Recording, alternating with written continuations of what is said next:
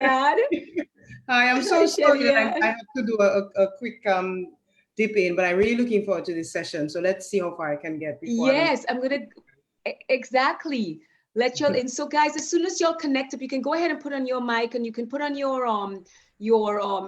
video. I love to see people on video because it's just an interactive thing. I'm gonna go quite quickly because of the fact that that Carolyn has a beautiful, big, jam-packed session for us. So I don't want to take too much of a time at all with introductions, but a couple of y'all are a little bit new. So go ahead and put on your videos if you want.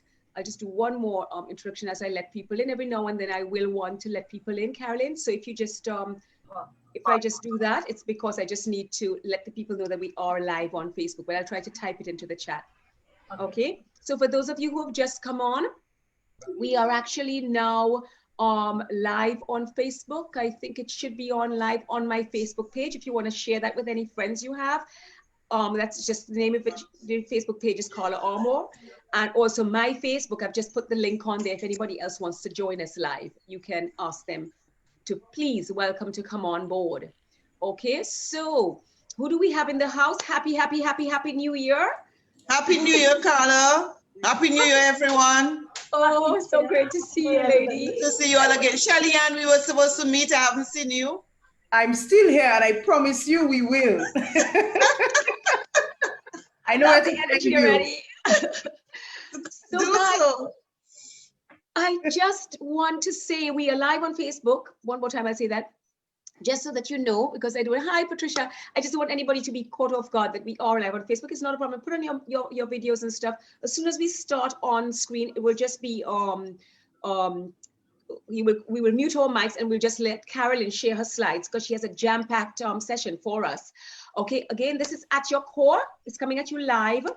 I'm trying to do this like every third or second week. I find every week quite difficult to catch up with.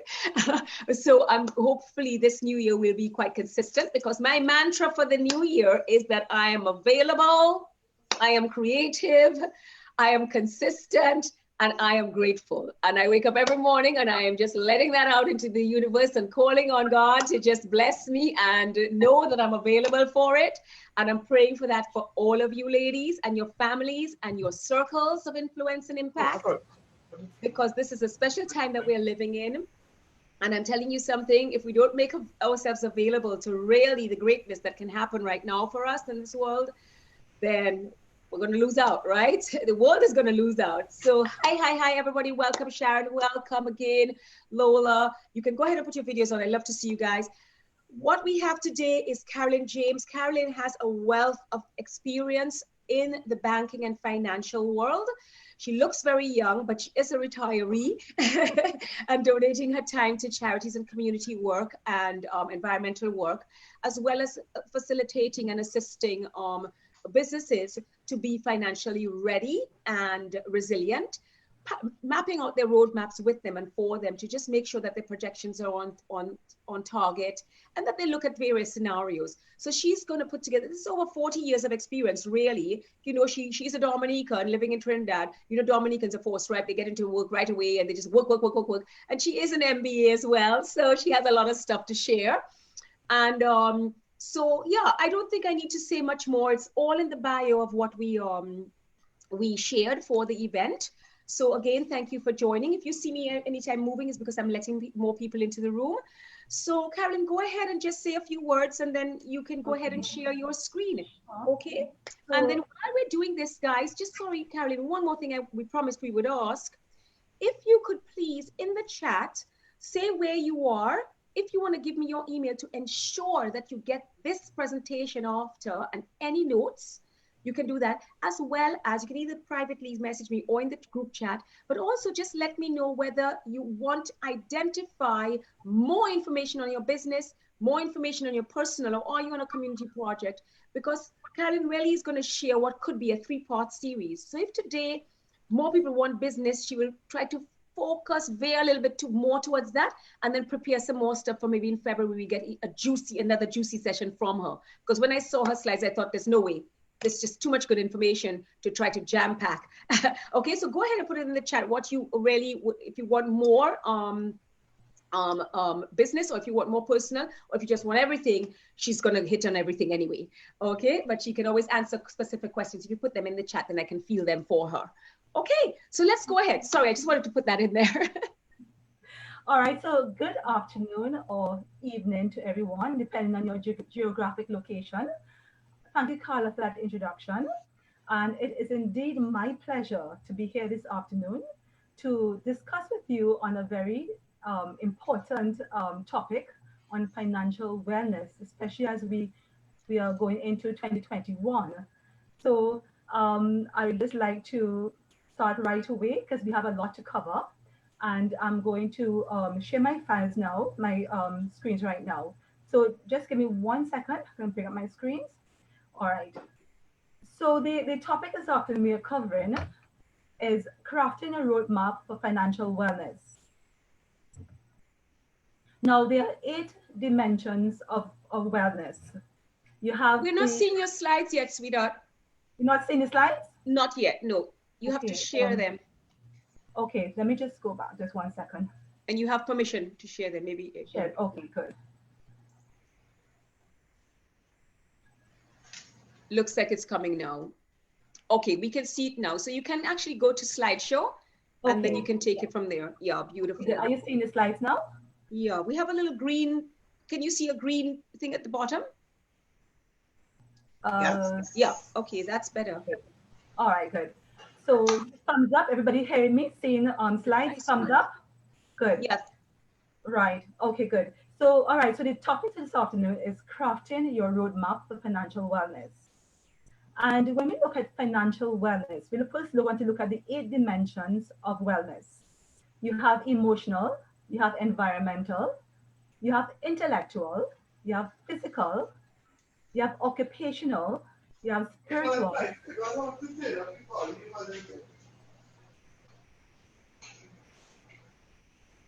Sorry? You go ahead. You have spiritual, you have social, you have financial. So we see that financial is one of the components of the 8 dimensions of wellness. And holistic wellness needs a financial roadmap to thrive. So we need to consider personal financial wellness, business financial wellness, and community financial wellness. And these are the areas we're going to cover this afternoon. Now, for comfortable living, this relies on a very strong financial backbone. And comfortable living includes your everyday living, family, new home, travel, vacation, children's education, retirement. You may ask, what then is financial wellness? Financial wellness is to have its ability to have a healthy financial life. You're able to pay your debts. You are financially prepared for emergencies. You have active plans to reach your short-term and long-term financial goals. You have a budget, and you take steps to live within your financial means. Very important. Financial wellness is like a fitness plan to improve your relationship with money. We look at clear steps to develop a financial wellness plan and boost your money management skills while reducing stress levels. Some of us may have money worries now and again, but just like eating healthy and exercising makes us feel good in our bodies, positive money habits help us to feel financially well.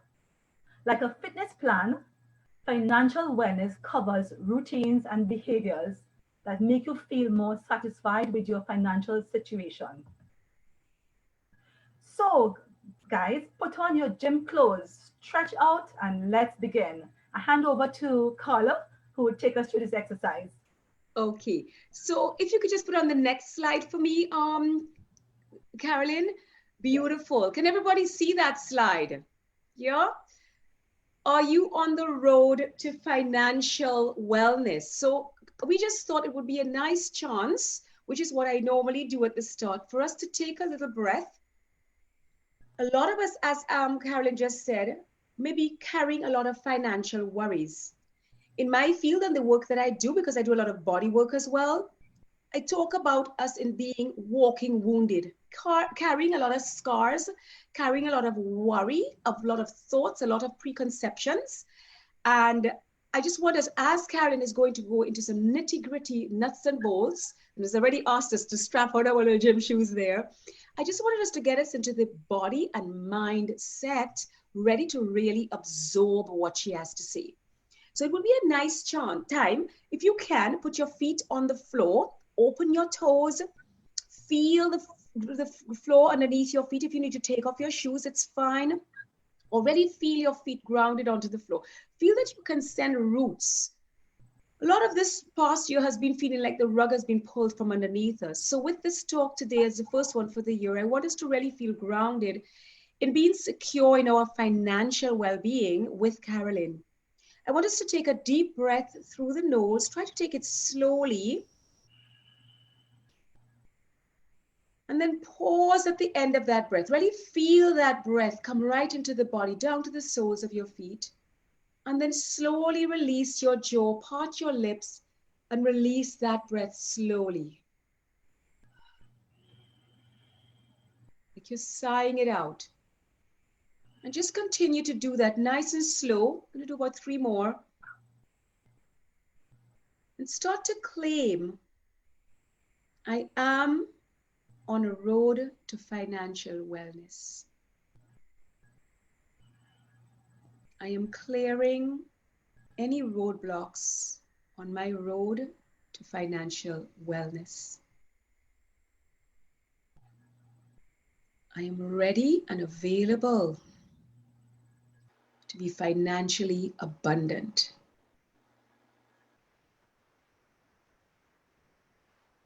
Just call on the Holy Spirit, whatever you believe in, divine energy, whatever you believe in, to just be in this space. And thank you, ladies. Bless your lives and your families. And just bless Carolyn and thank you. And go ahead, Carolyn, take it from there, because I'm really claiming this space now. Okay, thank you.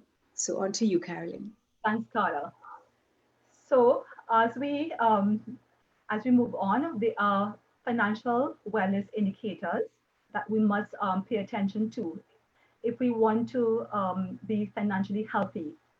So a person who is financially healthy, an individual is financially healthy when he or she balances income and expenses, builds and maintains reserves, manages existing debts, and has access to potential resources, plans and prioritizes, manages and recovers from financial shocks, uses an effective range of financial tools. And when we say financial tools, we mean like budgets and financial plans, savings, investments. And we're going to come to that a little later on. Yeah. How to achieve financial wellness? Financial awareness helps you become more conscious of how you spend, save, and invest. With increased awareness, you are able to manage money without acting through impulses. Spending can provide a temporary high. When we need cheering up, we can make impulsive purchases of things we want but do not really need. On the other hand, an unexpected bill or unpaid taxes can cause immediate anxiety or stress. The following points will assist in reducing financial stress in the long term. So learn how to budget. This will give you more control over your finances and help you to reach your financial goals. Have a financial plan. A financial plan outlines the steps needed to improve your financial wellness. It includes realistic financial goals, a budget, saving amounts, and assessing ways to reduce expenditure or boost income. Let's look at some examples of financial goals. Paying off debt is one of them. Now, loans with higher interest rates should be first on your list. Example, credit card balances. Now, in Trinidad and Tobago, credit card balances carry an interest rate of 2%, a monthly interest rate of 2%, Wow. and that's an annual rate of 24%. So if you have a large credit card balance, I think it's in your best interest, pun intended, to put this on the top of your list and in paying off your debt. Then we have other areas of financial goals like saving for retirement, building an emergency fund, buying a home, saving for a vacation, starting a business, feeling financially secure. What's the importance of a financial plan? A financial plan takes the guesswork out of managing your finances. It helps you see clearly how financial decisions impact your overall financial health. The key to achieving your short-term and long-term overall goals. It helps you prepare for life events. And a little bit, I'm going to touch on the major life events that can come at you and impact your financial health. It also improves your standard of living. It builds wealth and confidence. Now we just looked at the importance of a financial plan. Let's look at the steps in creating a financial plan. Define your financial objectives and goals. First step, gather your financial and personal information. Analyze your financial and personal information. Develop the financial plan and implement and review the financial plan. It's always important to review your financial plan after it's been implemented because your financial situation can change or there can be changes in the market conditions which will impact on your plan. The four pillars, very important, this is very important, the four pillars of a financial plan. How do you manage cash flow? That's your income and expenses. How do you manage financial risk? And that's the risk of losing money if you make an investment or you purchase a business venture. How do you manage debt? If there is loans, your mortgages, your credit card balances. And what about asset management? How do you manage assets versus liabilities? And these are very important because if any one of these pillars is weak, a person's financial well-being may be in jeopardy. Let's look at key to budgeting. Determine what monthly income you need in order to live and achieve your goals. Knowing your true expenses. And this should be our mantra every single day. Never live above your means. And we should go through this every day in our minds. Never live above your means. Once we establish our monthly income, what our requirements are, and know our true expenses, whatever surplus we have, we can establish a savings target. Now, when you establish a savings target, you need to be consistent. Consistently follow that target through. Let's look at needs versus wants, because sometimes it's kind of mixed up a bit.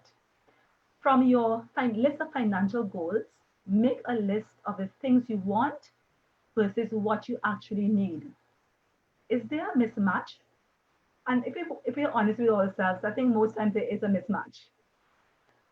But if the answer is yes, then forgo spending on the things that you want and put aside such funds as savings. Let's look at savings versus investment. These two terms are used interchangeably, but it's not correct.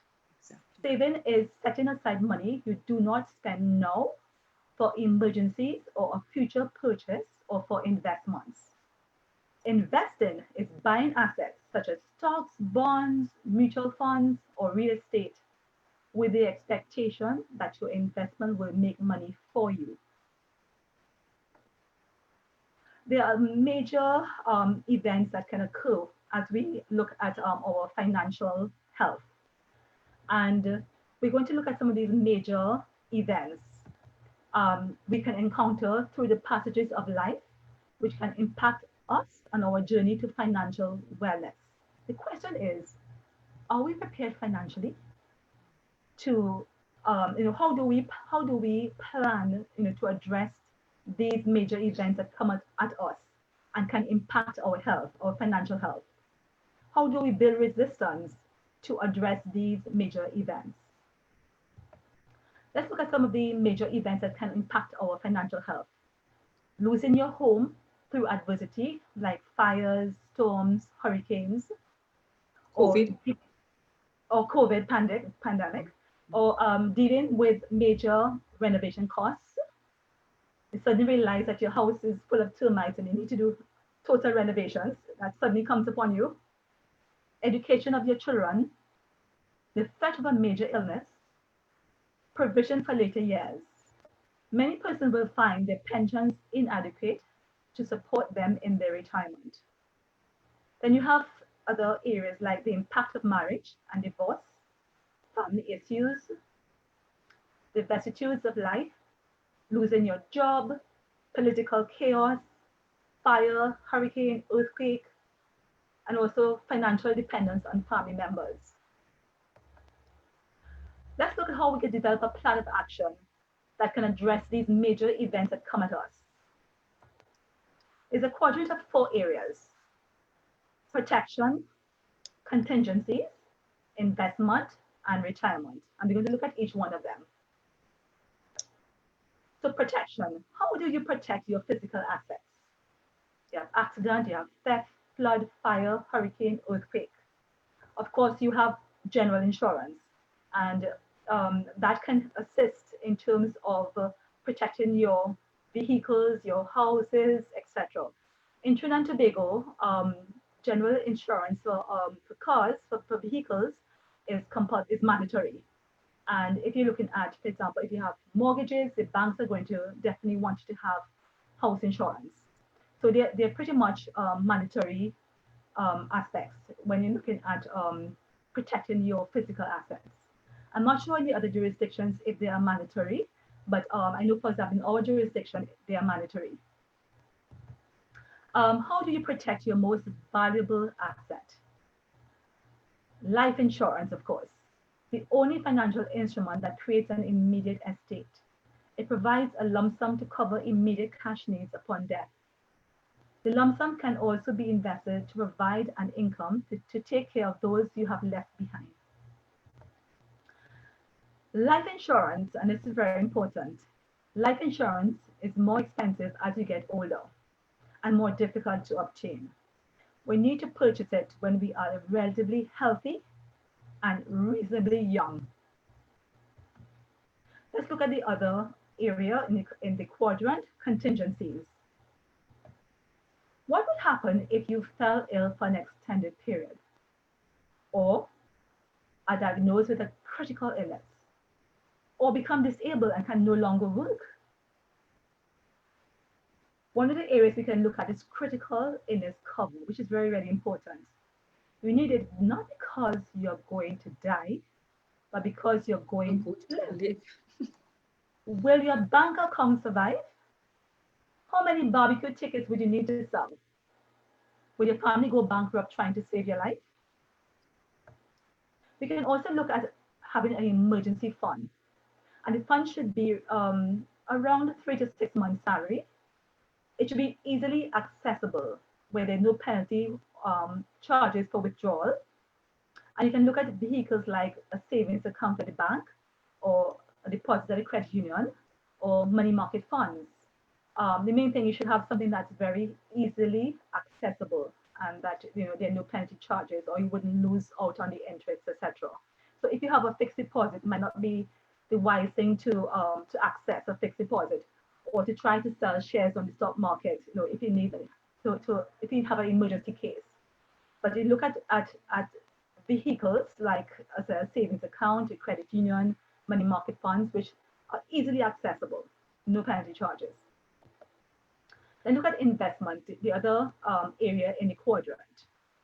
Types of investments. You have Businesses, you can invest in a business or real estate, unit trusts, mutual funds, retirement funds, stocks, bonds, treasury bills, certificate of deposits, fixed income instruments. And why are these important? Because these investment instruments would give you income which can help to sustain you or augment your current salary. And the other area in the quadrant is retirement. That's very, very important. And that's something that sometimes we put on a back burner, but really it's very, very important to deal with at a very early stage of your life. What do you need at retirement? You need cash to liquidate any remaining debts, a guaranteed income for life, a hedge against inflation. Is national insurance benefits or your employer's pension adequate? If you look at this diagram, prior to retirement, your salary is 100% of the pie chart. Yeah, the full pie chart, that's the salary. But after retirement, that whole chunk is gone. Is gone. And what you might remain with is a small piece of the pie, which might be your company's retirement plan, or national insurance benefits, or retirement fund, or deferred annuity plan, or income from investments. But you must determine what your income is going to be after you retire. And that should be in your financial plan, when you create your financial plan. How much money do you need when you retire to have a healthy lifestyle? And then you work backwards. So if I need $1 million to be comfortably retired, then how much do I have to contribute on a monthly basis to attain $1 million when I retire? But then also too, I have to factor in my time frame, because well, in this jurisdiction, the official retirement age is 60 years, although some people go beyond that, right? But if you are 50 years of age, then it means that you have a window of 10 years to make contributions to reach that goal of $1 million. Now, if you are 25 years or 30, if you're 30 years of age, then you have 30 years to achieve your goal. So the person to the younger you are, the better, because the contribution amounts would be less. So you need to contribute less amounts, rather than if you have a very tight window, your contribution is going to be much higher in order to achieve your goal. Say if your goal is $1 million, to achieve that, your monthly contribution is going to be much higher. So the earlier you start, the better. So from what we have discussed so far, we can see effective planning, budgeting, and saving are pivotal to achieving your desired goals. How to get started? And this is a little homework for everybody. Start by making a simple list and drawing a line straight down the center. List all your assets: car, home, investment accounts, saving accounts, other property, etc. List all your liabilities: your mortgages, your personal loans, your car loans, your credit card balances, etc. Write down. Sorry, Carolyn, just let me interject quickly. If everybody has a chance to grab a piece of paper and pen, I know we will share the slides after, but maybe they might also want to just take a shot of that screen so that afterwards they can, in case they might forget one or two, to be able to make their list. So continue. Sorry, I just cut you there. Okay, sure, no problem. All right, so you can list all your assets: your car, your home, your investment accounts, your saving accounts, and other property, etc. List all your liabilities, like your mortgages, your personal loans, your car loans, your credit card balances, etc. Then write down the value next to each asset and liability. Your assets minus your liabilities will equal your net worth. When you go to the bank and you have to open an account and you fill out the what you call the application form, it's very detailed now, and they want to know your net worth. What is your net worth? So this is a way of ascertaining your net worth. Your assets minus your liabilities will equal your net worth. On another page, you list the following with a value next to each: all sources of income and frequency of receiving that income. And then all your expenses and frequency of paying those expenses. So you fit your income and your expenses into a typical month. For less frequent expenses, like for example, insurance premiums, you can estimate a monthly equivalent. Your monthly income minus your monthly expenses is your net surplus or deficit. What is very important is if you have an ongoing deficit, it is important that your main financial goal is to first balance your budget. So make sure that your income and your expenses are in sync. Because you don't want to have a deficit for years and then you are financial stress. So in order to have financial health, be healthy, you should first balance your budget and make sure your income and your expenses are in sync. So we have come to the end of the personal financial health, and we'll go on to business, because just like personal financial health, you have to be healthy in business as well. You have to be healthy in business as well. So we're going to look at some of the factors that create a healthy business. Carolyn, we just had a quick question in there. I don't know, before we lose the point completely. Somebody had asked, you don't need to go back, but somebody had asked, because there's more general questions that I have, but it can go later, about the age. When you said about relatively young for personal insurance, I think you said that. What do you mean by young? Somebody asked, like what would be considered young? All right, so I mean, when you start working, normally around 25, 30 years of age.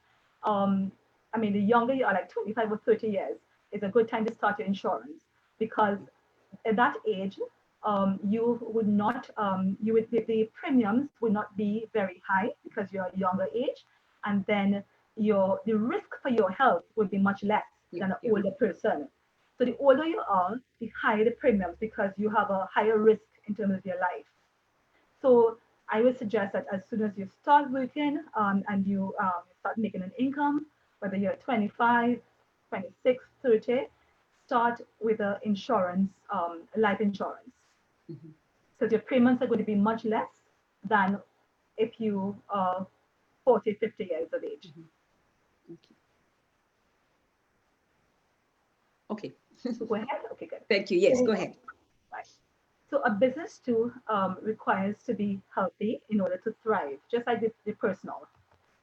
So we're going to look at financial wellness for the business. What are the key components of financial planning for a business? Assess the financial situation of the business. 1, set financial goals, do a detailed business plan, execute the plan, and regularly monitor and reassess the business plan.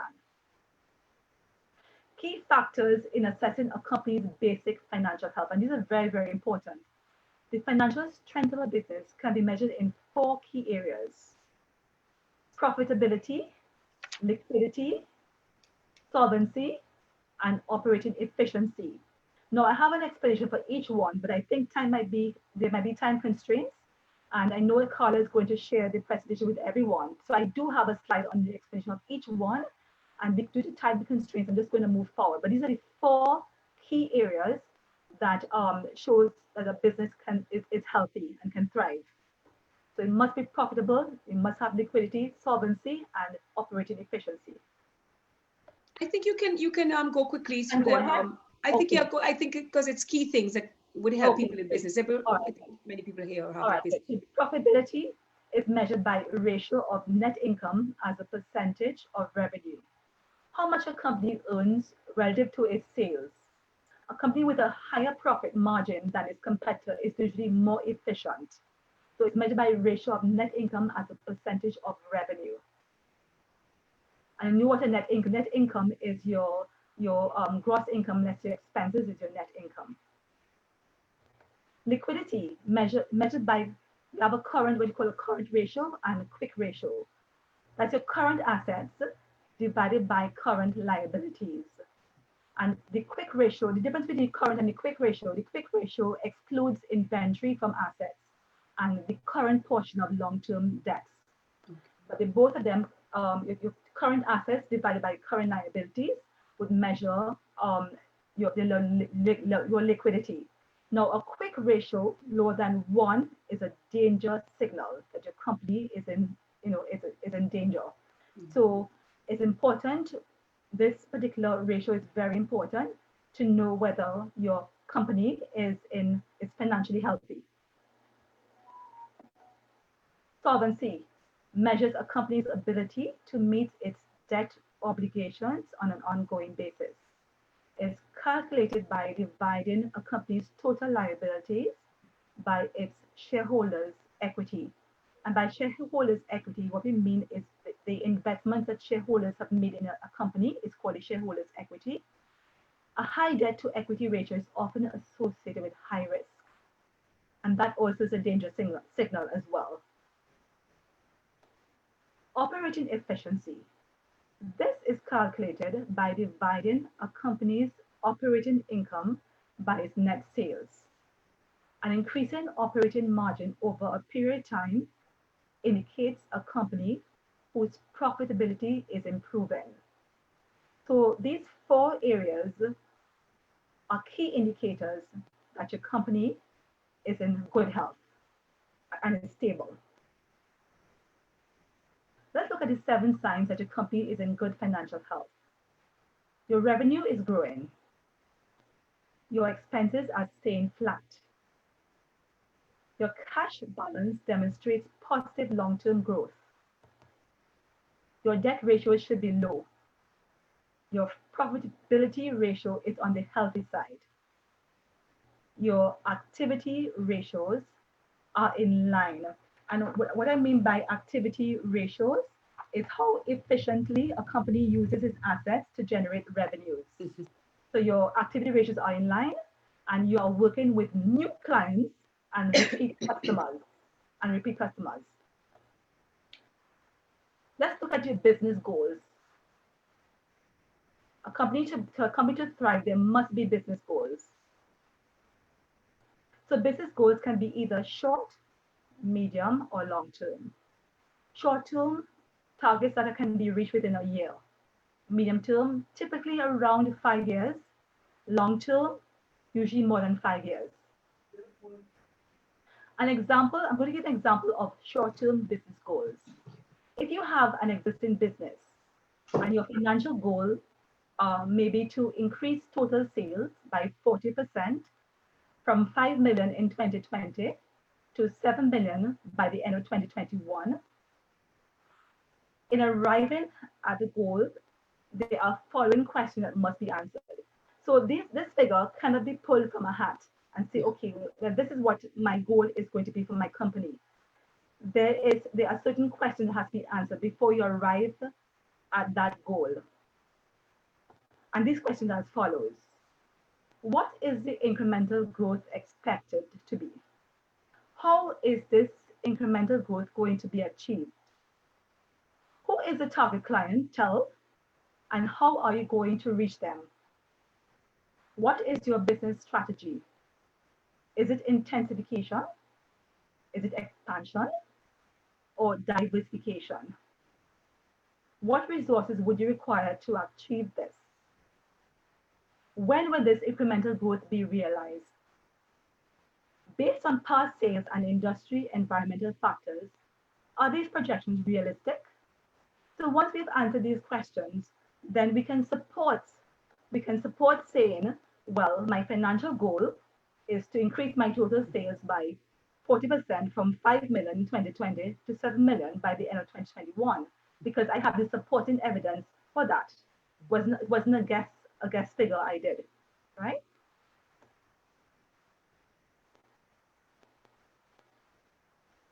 Now, all businesses must do a detailed business plan, and there are 9 components to a business plan. So it's a format, a protocol you follow for a business plan. It includes an executive summary, a company description, market analysis, competitive analysis, description of management and organization, products and services, a marketing plan, a sales strategy, and financial projections. In order for the business to be successful, whether startup or existing, financial projections, which are included in the business plan, are critical as they assist in optimizing pricing, production, expenditures, cash flows. Financial projections are not merely a prediction. It implies a commitment to making the targeted results happen and establishes milestones for gauging progress. It provides you with a vital feedback and control tool, and variances from projections provide early warning of problems.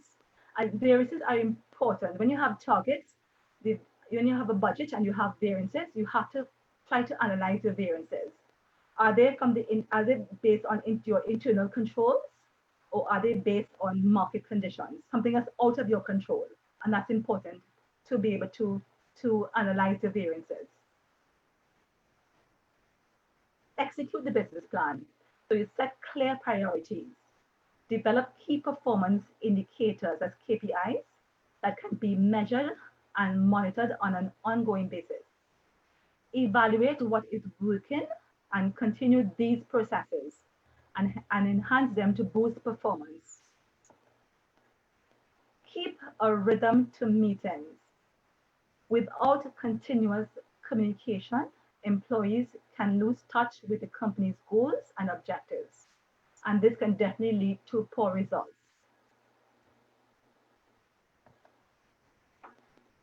Regularly monitor and reassess the business plan. Periodic meetings to evaluate the progress of the plan. Discuss a SWOT analysis, that's strengths, weaknesses, opportunities, threats, to determine the soundness of the plan in light of changes that may occur within the organization or industry or economy. So these are the areas we cover that would assist in the business being healthy and stable. And then we're going to move on. I don't know if there are any questions, Carla, in that area. I didn't see any recent questions here, but I had a few questions to ask, and I was wondering if now would be a good time. I thought it would be, because I didn't want to get lost. Would it be okay to ask? That's fine. That's fine. Okay. You may need to go back or forth, but I have a couple of questions, and I hope it helps everybody. I mean, if maybe you stop sharing for a second, and then we could, in case anybody was like nodding or showing that they wanted to show their face, then to ask more to the question, we could do that quickly. So if anybody wants to put on their screens. So I'm going to go back to the top, okay? For instance, you talked about, the first thing that I sort of grabbed on when you talked about debts, yeah? And people being in it. And I know that a lot of people are struggling big time. This is not a joke. It's not a mystery, and it's not a story. It is a reality that people are struggling big time. And a lot of people are looking at credit card debts. And I think a lot of people also are, I think we spoke about this earlier, but just this thing of walking with this fear in us, that it closes us up to the opportunity, to other opportunities that may be available to us to garner other income. You know, when it could be something completely out of the box. And I think when I said I'm creative at the beginning, sorry, I sort of had a big smile on my face, but being really creative about jumping out of the treadmill and thinking, what else can I snatch onto that could be income generating, so that I can put it towards food for my child to go to school. I mean, look, we've had a big thing with the children getting food, with school children throughout the year, because children are starving in England. Yeah. So finally, with young Rashford, he did a big plea to the government, and they agreed to do that. That is, I mean, it's just so emotional for me. But I think people don't understand when we say something like 24% interest. So you will buy something that's apparently on sale. It's not actually on sale. It's just that they brought down the price to the real price. You know, so you've gotten that and you've paid for it, but you don't realize that if you don't pay off that credit card, maybe you spent $300 on your credit card. 24% of that would be what? I mean, I'm not a head math person, but that would be $60, $70 on top of that you would be paying at the end of the year. Am I correct? Yeah. Yes. Yes. So it could be that you went out and you got something that, did I really need that? Or did I need that level of something at that point? It could be that you do, but it's just, I'm just bringing up the point. I'm not judging anybody, but I'm just bringing up the point that, as you said, that should be something that you want to say, I need to pay that off as soon as I can. But I know it's difficult because I speak to people every day, and we have to be really creative about how we can then get that income to be able to lower these bills. The other thing I wanted to ask you about, or I wanted to comment on, was when you said about reviewing your expenses and your income.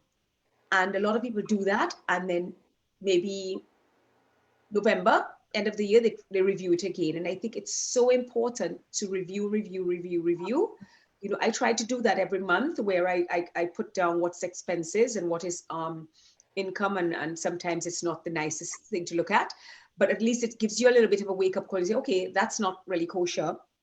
But I just wanted you to sort of reiterate to people about reviewing on a continuous basis. Yes. So, yeah. Very, very important. Absolutely, absolutely important. Yeah.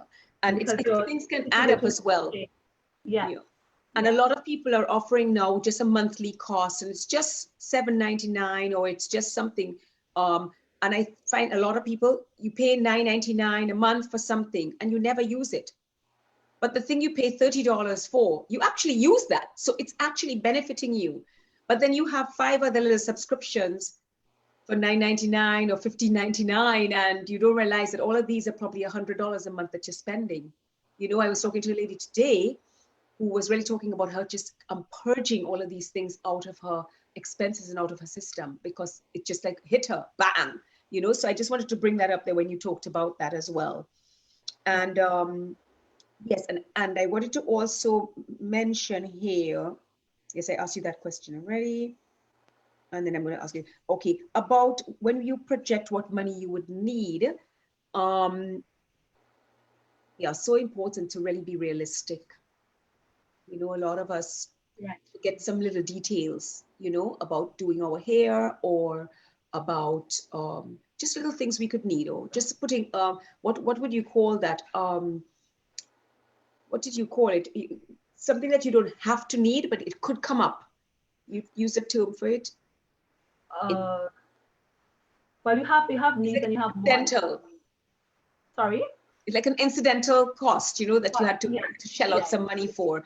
That it would be nice to put a cushion in there. I think you mentioned that, and I think it's difficult for a lot of people to see that. And I don't know what you think about this question, Carolyn, but what do you feel about parents? I know we have some parents on the line, of including your children in putting together budgets. I know some people are not really, you don't want to show their children their finances, but how do you feel about putting together budgets with your children so that they can understand the costs of things, or help and give ideas? They may have great ideas. About absolutely. Absolutely. I think it's very important from a child, from the age of 10 years or 11, 12 years, that you incorporate your children in doing a financial budget, so that they understand the importance of money, and they understand income, expenses, and what the net position is. And they learn to appreciate the cost of things, because if they understand the income, the expenses, and the cost of things, then I think they'll have a better idea in terms of what you place importance on, what your priorities should be. And that should start from a young age, what your priorities should be. Because children, without that, children think that, well, money is like, a tree. It just, it always exists. You just, get it, and they don't fully have an understanding of the value of money, the value of things, and they will expect to be able to receive anything that they want. If they would like to have a new laptop or whatever, they just think that, okay, well, it can be done, without understanding the importance of a budget, prioritizing what is important, what are the important needs right now, as opposed to what is not important, the wants versus the needs. They be able to establish that, separate that completely. And I think if you start from a young age, then it will be regimented in you. It will be inculcated in you as you grow up to be able to separate wants and needs and to be able to efficiently manage your budget. Yeah, I just brought that up because I know people do struggle with that, and there's so much peer pressure now with kids, and I think it's nice for people, for children too. I know I have older children. I remember them being younger. It wasn't like these days now because it was long ago, but I remember my daughter not understanding the link between an ATM machine and actually having money to get out of the ATM. But just go to the machine. You don't have money on you, but just go to the machine. And then I remember when my son was he had just finished high school, so he took on my stepson. He took on a job in a restaurant, and when he saw what he was being paid for what he was working, I saw him. He was going to take the train, and he came and he filled his water bottle with water. I said, "What are you doing?" He said, "I'm just going to refill this water bottle." And he was so accustomed of just buying sodas on the train station and buying bottles of water. He's like, "You know how much I have to work to get that bottle of water?" Exactly. He suddenly got this aha, oh, it actually costs money every time, it comes from somewhere, So, I mean, I'm making light of it, but I know it is a critical thing. We don't want to be scaring our children to think, oh, you have to be watching every penny and having that spirit of scarcity and poverty in our soul, because we want to have a spirit of abundance. But I think it needs to be realistic as well, so that they are also, while you have a spirit of abundance, it is accompanied with a spirit of gratitude. True, correct. Absolutely. So that's why I wanted to just bring that up. And then, I was just talking about balancing the budget, but I was really talking about as well with the, some of us on here are also self-employed. And I know you put up a slide with $5 million and $7 million, and some of us don't have businesses of that level. I know I certainly don't, not yet. But what people that are self-employed and trading time for money, what advice do you have for this sort of thing? Because you also talked about, you have your projections and committing to yes. And yes, Yvonne was saying maybe you were talking of Trinidadian dollars in 7 million. not pounds. Yes. Sorry. Whatever. But let me get back to this because it's a serious question. Yes. It's very difficult, I think, for people that are trading time for money. Okay, because a lot of my work is time for money, and I hired a coach just recently another one. I think she'll be a better one now. But I really wanted to look at how, I could then scale my business, which a lot of people may want to know on here, as far as scaling your business so that you lower the amount of time you spend on a product to make the money that comes in. How can you scale those kind of things? So because you said about making a commitment so that your projections will happen. Right. Yes. So advice with that would you have? Right, because your point is that you're trading time for revenue. Yeah. Your time for revenue, right? Yeah. And but at the end of the day, whatever your revenue is, because it is at some level, although you are trading time for revenue, but your revenue level is at some level. I think that's important still to be able to identify what a revenue level is, and is that level going to be maintained? Are you going to be at that level, or are you going to look at additional areas where you can have additional resources that you can add on to that revenue level? So yes, you have time, you're using your time and trading with revenue, but in terms of whatever your revenue level is, there may be other areas that you can look at, that you can incorporate, that would augment that revenue level, right? Okay. And it's important to always look for other areas. You talked about thinking out of the box, especially with this pandemic, it helps a lot of people think out of the box and look for other areas of revenue. So whatever level it is, you have to just be mindful of, being conscious of what that level is and what are your expenses, because whatever small level it is and whatever your expenses are should be in sync, because you don't want to have your expenses like this level and then your revenue at this level.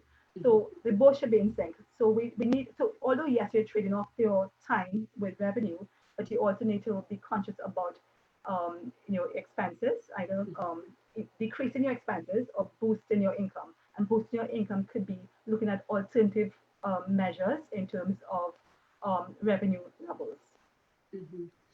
Yeah, thank you so much, Carolyn. Now, let me just touch one more thing here. I know you have a little section on the community, and so I don't think we're going to have time to cover that, but we might just go back to the slides. But I think that maybe what we can talk about is for another session to really, if people want to do that, to get down to the nitty-gritty of actually helping to put a plan together.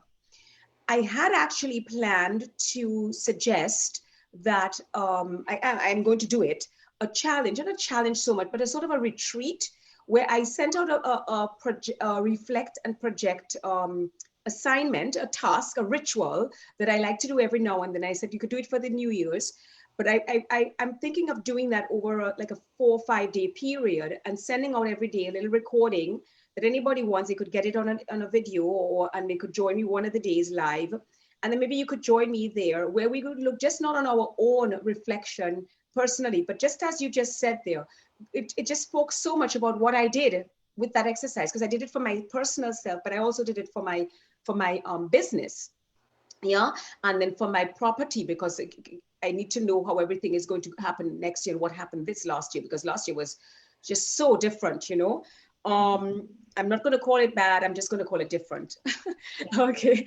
Because I just want to stay positive, but I'm hoping to do that. And I'll send out the email with this, between Sunday, the 17th of January to Friday, the 22nd.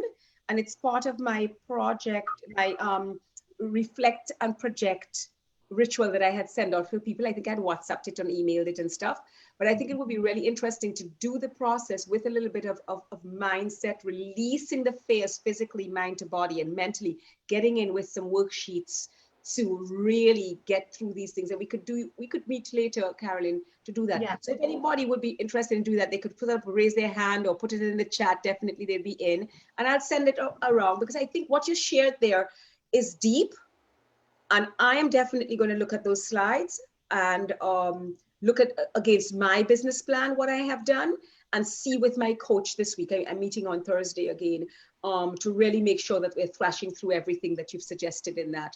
So if anybody else has any question, before I hand it back to Karen to just tie off her presentation, I'm just looking for the chats, see what people have.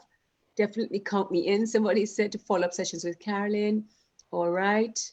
Excellent sessions, so far very valuable. Okay, so she was just, okay.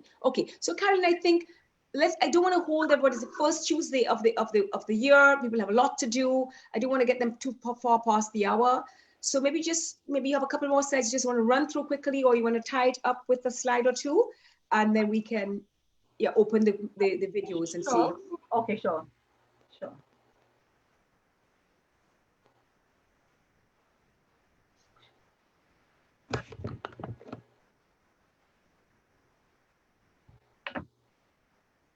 So you can just go to the slideshow, I think. Slideshow, right.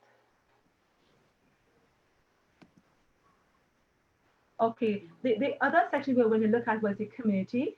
I'll just go quickly through it, because I know that time is of the essence right now. Yeah. So community, just like the personal and the business, require to be healthy in order to thrive. Community projects also required, to be healthy in order to thrive as well. So there's the 3 areas. This is the last area we're going to cover. Why a project budget is important, activities and programs should be beneficial to the community and its individuals.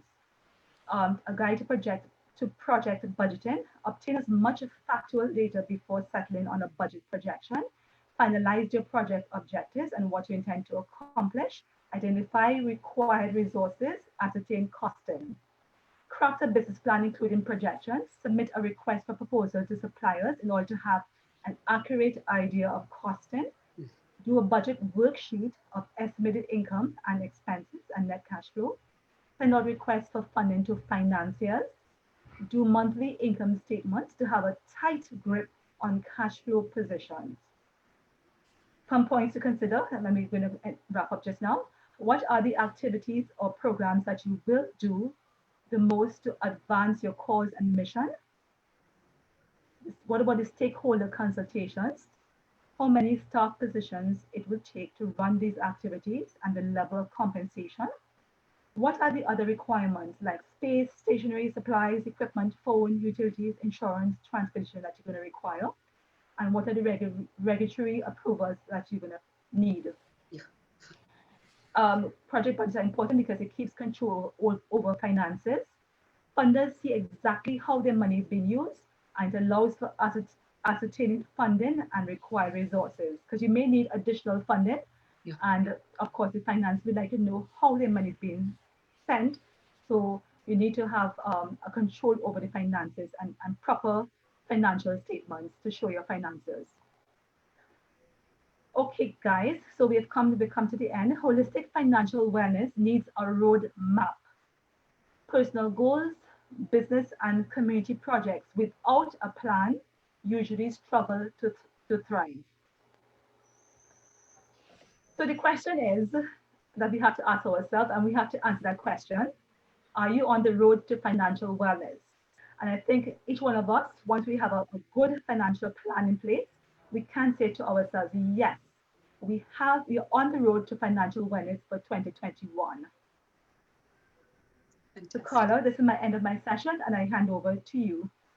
Thank you so much. I would like to leave that slide up a couple more seconds, and just for us to maybe you all can take a quick screenshot or something of it, but we will share it. I'll probably put it on the website, on the Facebook, just to think about that. And then maybe we can go, everybody can put on their screens if possible, and you can stop sharing for us, yes, Carolyn. And basically, first of all, just thank you. Everybody's saying yes, definitely a follow-up, definitely. And to be honest with you, we have to think about it seriously. I can tell people how to stretch their bodies. I can tell you how to relax your shoulders, how to do your hips, this and that and all of it. But you know something, which is what I knew from before, but being flat on my back for a few weeks gave me the opportunity to read a hell of a lot, listening to books and stuff like that, and lectures and all kind of thing. I swear, I'm on my way to a PhD. But you know, the bottom line is what I say to people when we start a Pilates class, when we start a session, and I say to them to really scan our bodies, because our bodies are made to scan our environment for risk, for things to be afraid of, for potential threats, right? So if we have a bank balance that is really proving to be difficult, stress financially is going to make us so tense. It is making a lot of us very tense. And I really want all of us on this call to really commit to, let's do this session in a couple of weeks. I'll send out the email to you all. Let's sit down and really, it's for free, and just go through some worksheets and put together our business plan for our person, our business, our financial plan, that we can reflect on who we want to be and what we want to achieve, and try to do it every month as a little review so that we can maybe keep on track and share ways that you're being creative about getting your business to be more lucrative and finding more ways to scale your business so that you're not exhausted. I think all of us can agree that we don't want to be as exhausted in 2021 as we were in 2020. Because even if you were not working, you were out of work, the sheer exhaustion that you feel in your body because of stress, it's actually worse than physical movement. It's proven, it's a fact. You know, your body can actually get that. And then what we have is all the non-communicable diseases start to come up in our bodies, from diabetes and stuff like that, because I've said before, because of the stress hormones, because of the levels in our body of tension, then we start to not digest. So I really want us all to get into an opportunity, an occasion daily to breathe deeply, to scan our bodies, releasing the areas of tension, that we can really allow our bodies to get into the rest and digest mode, get out of this fright, the flight, the flee, but also some of us have gone into the what they call collapse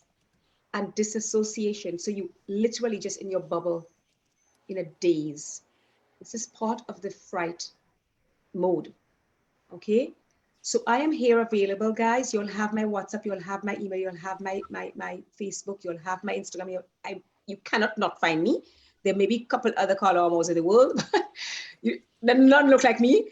I am really available to support women. Okay, I'm in a very fortunate position that I have a husband, I have business that is making money. I can serve people that are paying me. Even when I was down on my back, people were using my videos and saying, yes, Carl, I'm still putting money in your account because I'm still using your services. And I was like, oh, damn, I'm going to be scaling that then. Good, I'm going to do videos next. You know? So there you go, you know, so it just goes to show. So I just want to give back, ladies. I'm here, please. I'm going to do this challenge, this ritual, this retreat. So I will ask you all if you want to join me, whoever wants to join. I'll be doing it as well. So yeah, so I'm talking too much now. If anybody wants to say anything, guys, you can put your mic on, because this is just a little bit of a party at this point. Yes, I wanted to say thank you so much to Carolyn. I mean, she brought up a lot of good points, especially, you know, for me in business. And I am definitely interested in any follow-up, Carla, because I mean, any information that can really assist in my goals for this year, I am in. Excellent. So thank you for arranging this, and thank you, Carolyn, for all the information, valuable information. Yes, it's a lot of hard work. Most welcome. Yes, I also want to say, sorry, my camera has gone bomb. I have to get it repaired. But Carolyn, it really was very excellent. I have sat in a number of sessions to do with finances. I thought, well, yours was very comprehensive. Yours was very thorough. It was very presented very clearly and very user-friendly. I think everything you shared, and I think it's very easy for even persons who may assist other persons with finances who are not as seasoned as you are. It's very easy to share with other persons as well. You know, it's very shareable information. So congratulations, wonderful. Possibly one of the best at your course sessions to date. Excellent. Excellent, wonderful. Thank you so much, Yvonne. Thank you. It was excellent, really. And definitely, I think we need 2 follow-up sessions. I think we need it because it is a little, it wasn't rushed, but I think maybe persons may have had questions in between. If they did, maybe a forum where people could ask questions. Yes. Before you come to the next session. Right. Yeah. You know? Okay, thanks. Thank you so much. Thank you very much. Yeah, thanks. So that was really very good. And I think it was, for me, it was what I needed at this point to focus on, because I'm going into the new year and of course you're being stretched all over.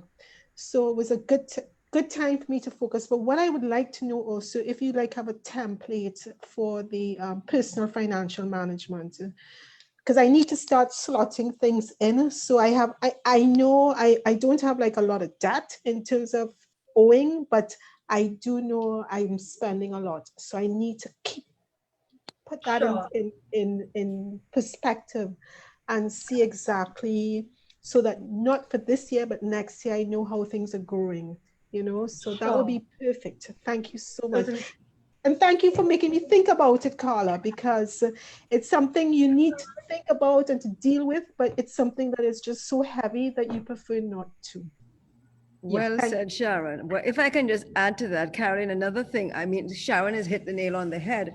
I would Yeah. add to that if you have any links that you can share, because we are all very busy women. And as Sharon said, it is so brilliant that we call it organize this right now at the beginning of the year. It is like a real gift.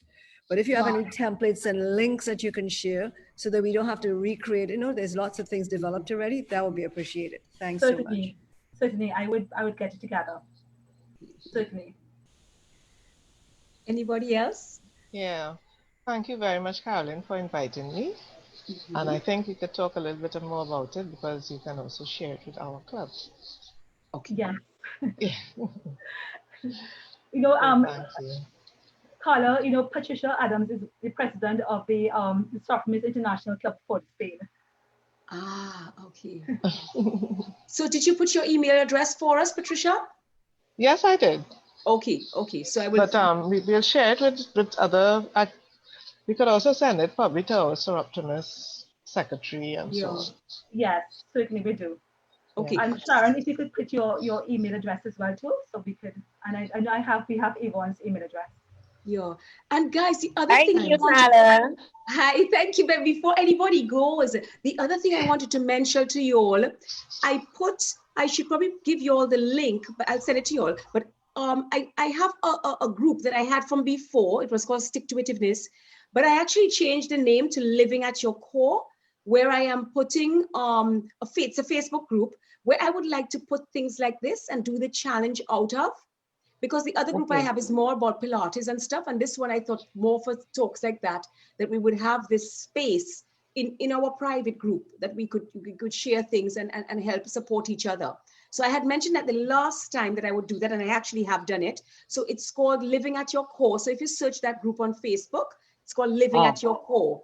Okay, if you search for that group on Facebook and then you just ask to join, and I'll accept you guys, okay? So that we can use that as a forum for us to do the follow-up session. And so we can have a whole week of just dropping videos in there, okay, Carolyn? And dropping the templates and everything in there as soon as we have them, okay? And alerting everybody. It's just easier if I have one place rather than trying to send everything. I'm really not into all of this bombarding people all the time. Although I do it, I don't like to do it. I hate it. I know I should do it, but I don't like to do it. Anyway, so thank you so much, Carolyn. It was just such a pleasure. Yeah. It was indeed my pleasure to have a discussion with everyone. And I look forward to other discussions. Okay. And it was a pleasure to work with you because you were just so thorough and such a joy and forthcoming with everything. Every time I'm with you, I'm happy, I'm smiling. So, so it really was quite a joy. I didn't have to do a damn thing. You just sent everything and you said, let's go. So that was great. It's fantastic. So thank you, everybody. Carla, how do you get to the group Living at the Core? Just how? If you search for it, Living at Your Core. Yeah, I'm seeing the Facebook now. I'm actually not finding it. I'm looking at it right now. Okay, so I will send you all the link for it. Send us the link, please. No, we didn't send it now. You need to send the link, yeah. Can you send it now on this chat before we go? Yes, I can. Oh, you could. Yes, I'm joining the group now. You found it? Yes, and I joined the call, yes. I hope so. I hope you have the right thing. I hope you have because it's group by Carla Amor. Yes. Oh, you got it and I didn't get it. Oh, yes. Yep, I saw your name, so that's why I joined. There are 27 members now. Okay, well, good. It's open. I better go and look and see who else is trying to join. Okay, it is there, guys. I'm going to just look for the thing. I'm just looking for it. That's why my face is coming close to the screen. I saw it. I'm seeing where we're at right now, but I'm not seeing how to join it. I'm just seeing Carla Omo. There's the one at the top. The name of the group is Living at Your Core above Carla Amo. So you click on it. No, all I'm seeing is Carla. And there's something on the right hand corner that says join. Okay, putting it in inputting well, it maybe I have joined already. That's why it's not coming up for me. Maybe I've already. Maybe. Probably. Yeah, maybe. I've put it in the chat. I've just put it in the chat. Okay. Well, I've joined Carla. Okay, and then on the Facebook, we actually have people asking, yes, please join. People are from all over, and they are Dominica, Grenada, and they say, yes, please join, please send the presentation. Yeah, so that's fantastic. Just because it's live on Facebook. Okay, guys, so So we're Thank gonna you get so a much. presentation, right, Carla? I cannot join in late. Yes, we will. We will share, and it's live and it's on my page as well, so you can listen to the recording in the evening if you want. Yeah, I needed that. I needed that one self. I thought of very you, bad sweetie. in this one. I thought of you for everything that you're working on. You have so much Yes. on. Yes. So Happy New Year to those of you all who did not come at the beginning. I just want to say again that that we want to just take a nice deep breath, center ourselves, and just, you know, welcome the spirit and just welcome the availability, make ourselves open to abundance, open to being creative, open to being consistent in our practices, open to being grateful for everything we have, because there's always something that we can find a blessing about in our lives. And I just want to be grateful for you ladies as well joining me. Okay, thank you so much. Thank you. Thank you. Thank you, Carla. thank you, thank Bye. you. Thanks, Caroline. Bye-bye, Thank thanks you. again. Bye. Bye.